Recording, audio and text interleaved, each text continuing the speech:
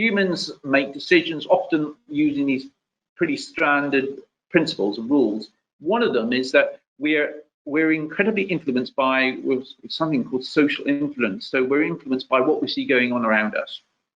Okay, and what other people in our peer groups are doing at any one time. So a marketeer will tell you, for example, that somebody that buys BMW, for example, is probably got other friends or work colleagues that have BMWs.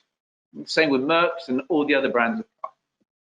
But anyway, so on an understanding that people tend to be influenced by what other people do, this particular civil servant took the letters and actually changed just small parts of the letters to emphasize the behaviors of groups that the person receiving the letter might be associated with.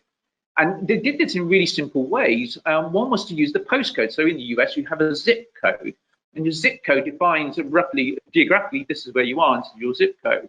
And in the UK, we have a postcode. So what they did is they actually said that X percentage of people have paid their tax on time in your postcode. Now, a lot of people go, what difference does that make? Well, it made a difference. It actually led to an increase in the number of people paying their tax on time. Then they did the same with letters around targeting, I think it was doctors, I think it was.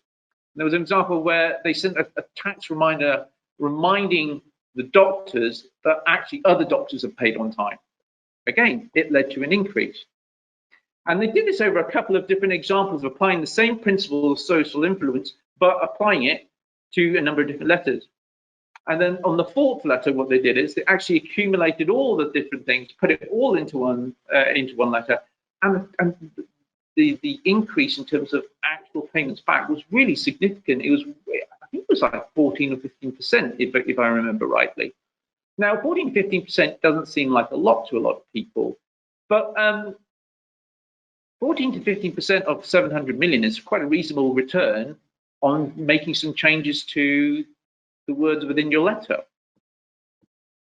And I think this is really, this isn't the only example. When I found this, I started to find lots more examples of this going on everywhere, and how people are using this insight to deliver better change results in terms of influencing behavior. And the likes of Facebook and LinkedIn use this as a core part of how they design their platform and their service. And getting people to interact with their platform is really important metric. Okay, and it's really important metric because it's a thing that investors will look at and go, well, are people interacting with the platform? Because if they're not interacting with the platform, then advertising-wise, we've got lower rates. And that's where generating revenue and profit. That's what it's really about at the end of the day, as far as the investors are concerned. So there's all this stuff going on, and I looked and went, oh, could we be using that when it comes to trying to influence behavior within the security context? And you know what? Yeah, I mean, I've got experience now having done the research, gone out and worked with organizations where we've applied it, and you can see difference.